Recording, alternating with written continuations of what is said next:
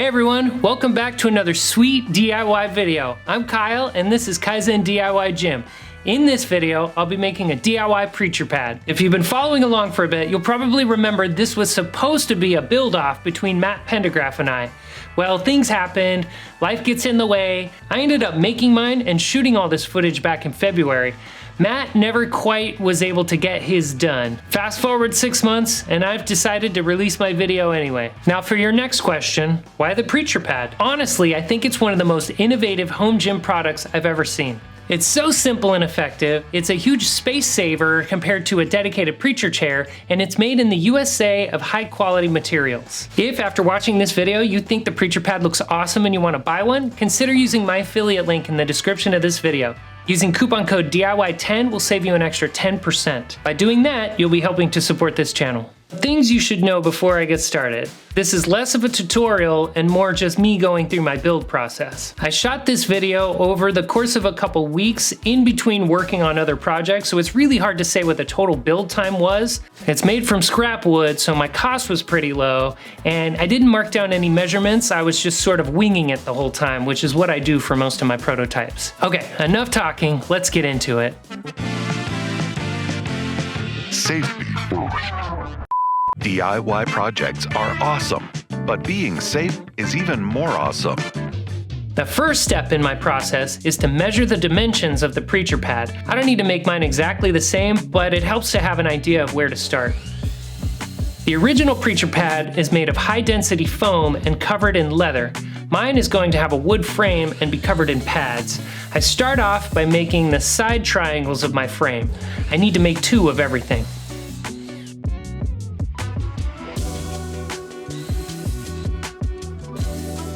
This process requires knowledge of basic math and geometry to get the correct angles and stuff. I don't aim for perfection. If it's close, it's good enough for me. As you can see from this, miscalculating is an integral part of my process.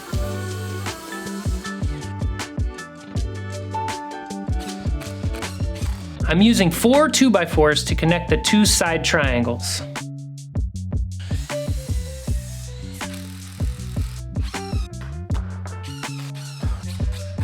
As it turns out, I didn't need to cut the longer 2x4 pieces at an angle. I used my jigsaw to correct that mistake and cut them flush. To help even everything out and get rid of any sharp points, I go over it with a sander. One thing that I love about it being a wood frame is that it leaves the center hollow, and a hollow center can be used as a storage bin. Once I figured this out, I knew a handle would be 100% necessary.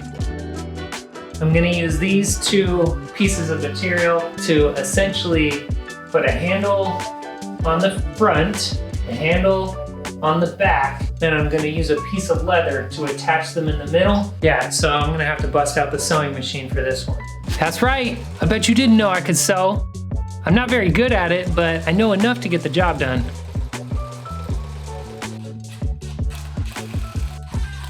Once that is done, I start working on the pads. I'm making 3 pads, 1 for each side of the triangle. Each pad starts with cutting the plywood to size. This is going to be for the pad. I'm going to put the pad on here, wrap it in some leather. I just realized during the process of trying to sand some pieces down, this got caught on the belt sander and got messed up. Unfortunately, I'm going to have to redo this handle.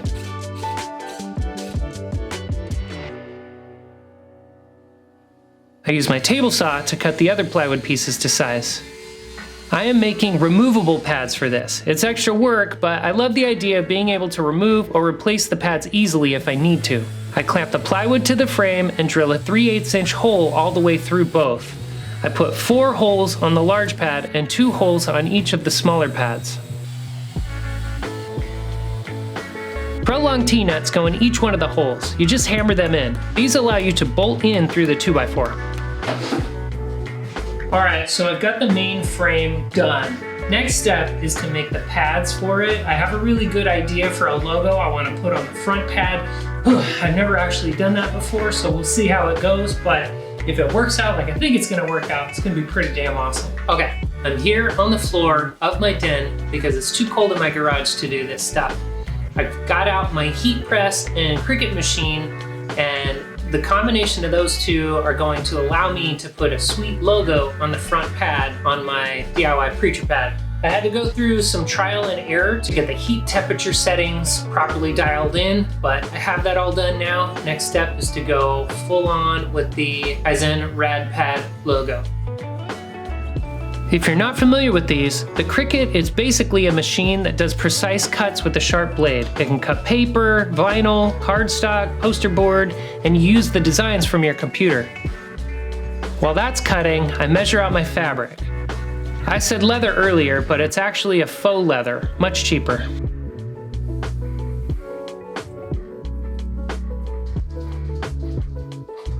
I'm cutting my sick design onto iron-on vinyl. It takes a while to cut the design into the vinyl, and it takes even longer to separate the cutout pieces.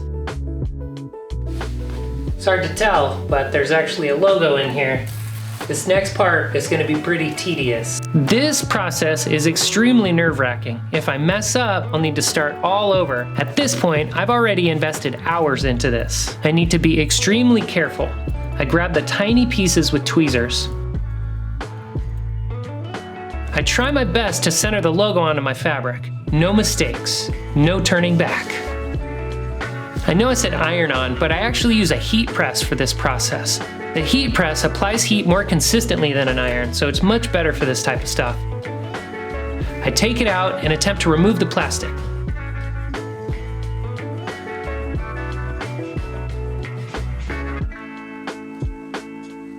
It worked! Wow, I'm actually amazed at how good this turned out. I spray paint the frame and the undersides of the plywood boards. Once everything is dry, I put the new handle on and start cutting out the foam for the pads. If you've seen any of my videos, you've probably seen me upholster before. It's not super exciting, but I am getting better every time. Adhesive on the plywood helps the foam stick. I double up the foam on the big pad because it supports the elbows. I didn't do that last time, and I've always regretted it.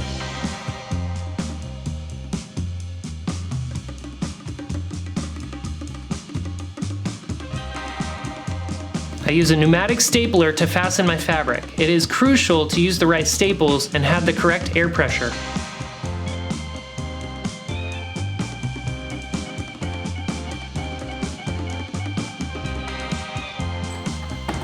After finishing this pad, I attach it to the frame with 1/4-inch bolts.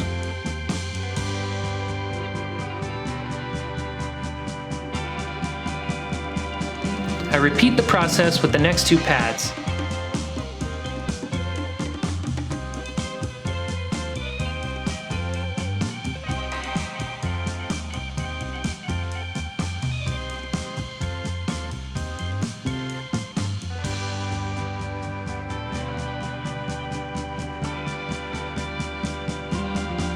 And boom, we are done.